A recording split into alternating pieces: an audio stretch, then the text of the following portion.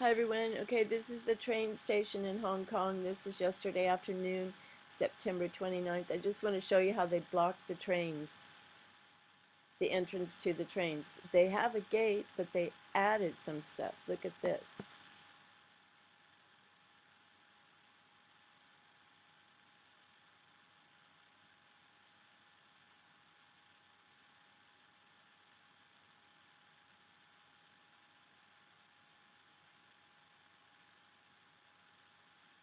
So everything was closed in this little shopping center near the government offices. McDonald's, everything closed. Supermarkets. Isn't that crazy? They just throw all that stuff down there.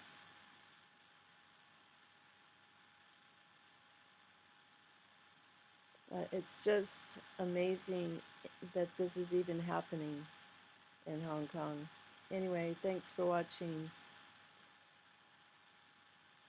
Thank you, and God bless you.